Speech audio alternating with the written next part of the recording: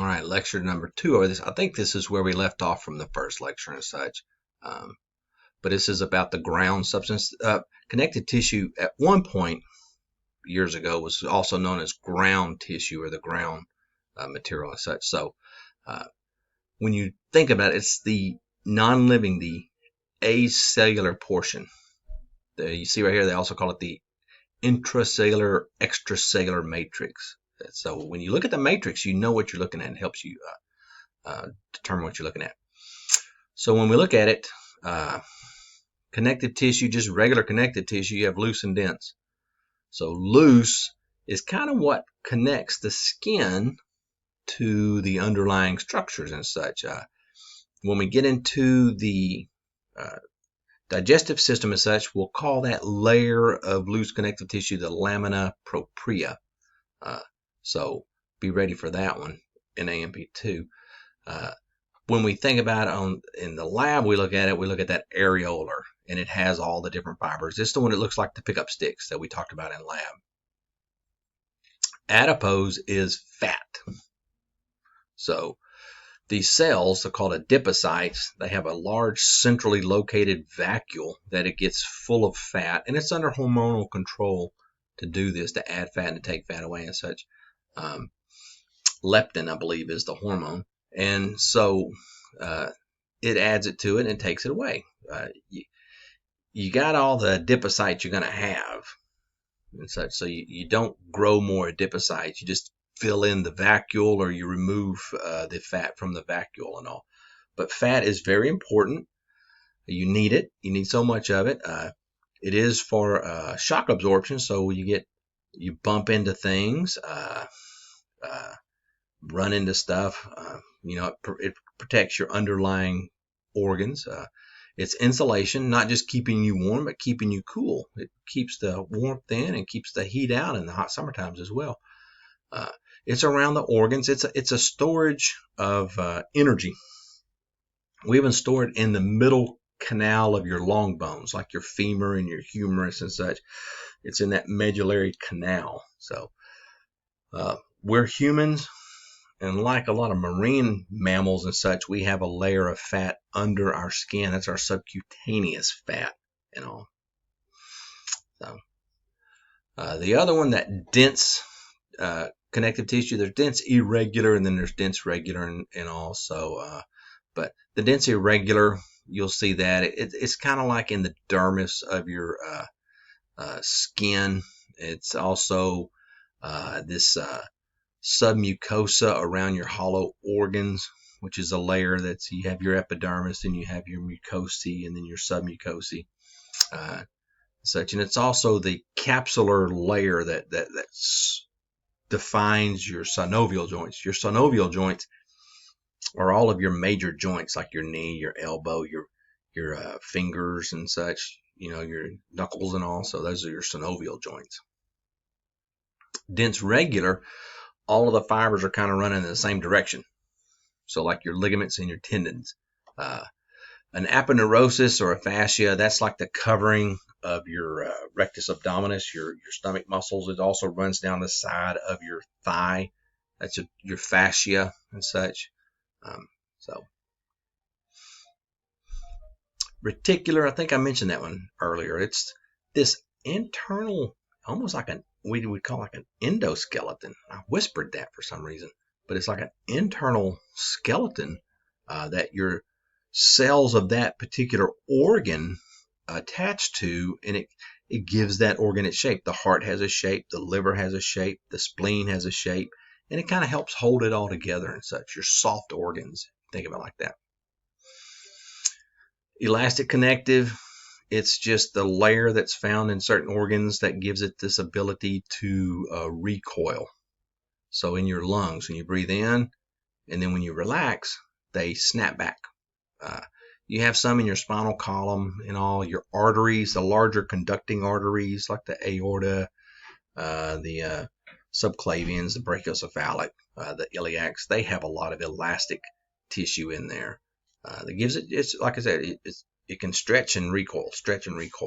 So cartilage, in the lab we mentioned the 3 types, but cartilage, it looks like cartilage. You look at it and you see it, and so we kind of it's like a specialized connective tissue.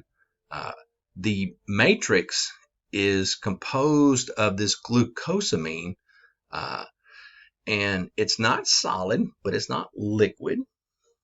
It does have fluid in it, and the fluid goes in there due to osmosis, and it causes it to puff up a little bit. That's turgor pressure. It's flexible. It can move around. And so we find cartilage in different places where we have to have more movement, if you will. So the cells are called chondrocytes, and they live in these little spaces. They're a little home. Their spaces, they lacunae, and there's no blood supply. So how do they get nourishment? It's in the fluid that surrounds them, and then the water, the fluid that makes up the matrix, and by using the joint, by moving it around, you actually push that fluid with the nutrients into the cell, and you push the waste material out in a way. So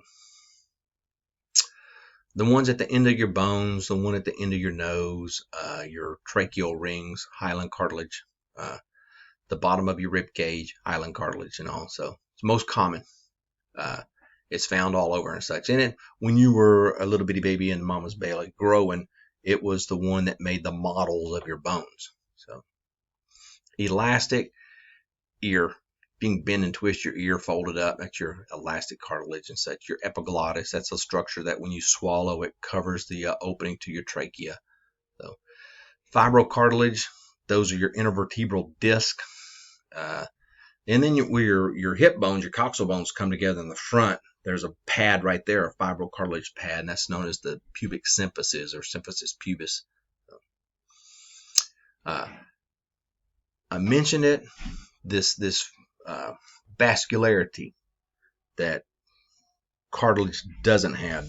Bone does, fat does, but cartilage does not.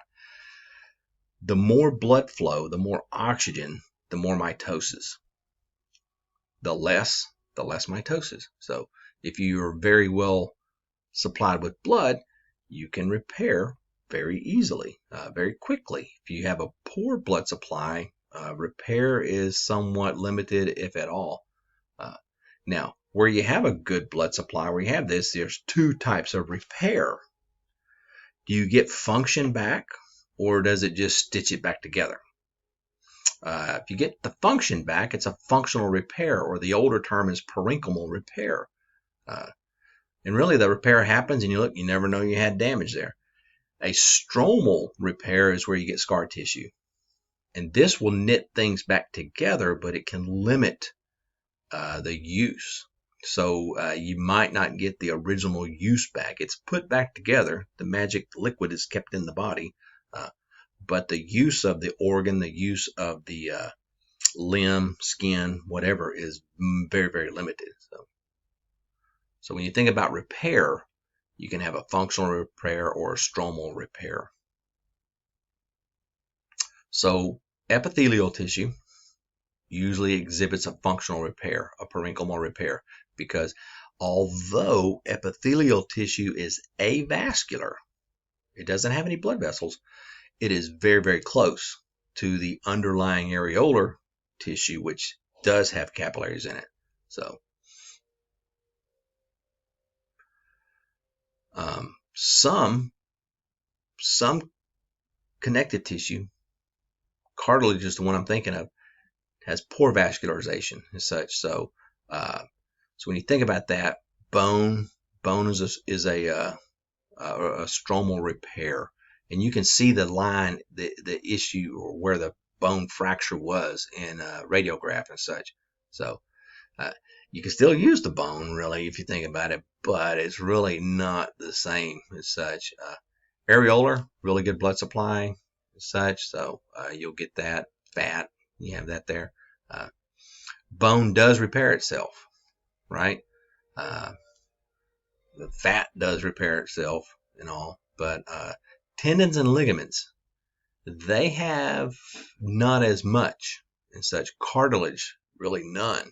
So when you have a torn ligament, when you have a torn tendon, when you have torn cartilage, very, very, very, very difficult for it to repair. It takes a long time. It takes a long time if it ever does. So medical intervention is usually needed if you're going to regain the use of that structure. Membranes and such, these cover most all of your organs are covered in a membrane. The cavities are lined in the membrane. The heart has a membrane around it. The heart has a membrane inside of it and such. So when you think about the membranes, you have those that you can touch that are open to the outside world. Those are mucous membranes. You have those that are not. So those are your serous membranes and all. And then you have your synovials. And synovials are actually a connective tissue membrane. So, but serous membranes secrete a fluid, and that's the serous fluid, and it provides a lubrication as such. So you have it around your intestines and viscera. You have it around your lungs. You have it around your heart. And all, you have these serous membranes, and they produce a fluid. Mucous membranes, usually columnar, right? Some of them are ciliated, like in the trachea and such, but your GI tract is not ciliated. So that's a mucous membrane. It's open to the outside world. It's a mucous membrane. So synovials, I just mentioned that one. They're actually a type of connective tissue, but they do produce a liquid, synovial fluid. It does aid in the movement of the joints and all. So the purpose, what is the purpose of epithelial tissue? Hey, protection. It actually keeps you from dehydrating or desiccating. It holds the water in. It's protection as such. The cilia sweeps things out. It's protection. Keeps dust, keeps bacteria, keeps other things out.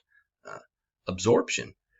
You absorb through your lungs. You absorb through your oral mucosa. You absorb in your intestines and such. You absorb in your stomach. So absorption. So secretion. You have glands, and these glands secrete things. So there's two types of glands: those with a tube that secrete to the outside, those that secrete directly into the blood. So an endo is inside and directly into the blood. Exo is outside through a duct. So sweat gland, milk gland, saliva gland, those are all ducted. So, and then your epithelial is layered. It has, some have layers and such, multiple layers, but you at least have a single layer.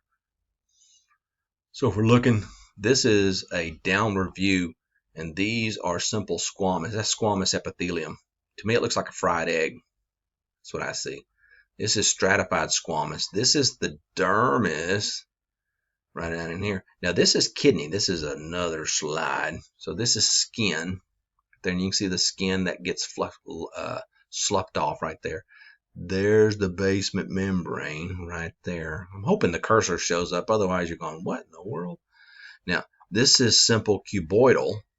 There's the free space. There's the cell. There's the nucleus. So you kind of have cytoplasm equally all the way around it. But here you can see the cells in this squamous, they become flat. They flatten out, you know. Here you have the columns, and there you see the cilia. See the cilia up at the surface. Here you don't see the cilia, and all of the nuclei are kind of in the same line. When you go back to this one over here, the cilia, the nuclei are kind of all over the place. So this gives a false impression of being layered, and here they are layered. So we'll stop right there.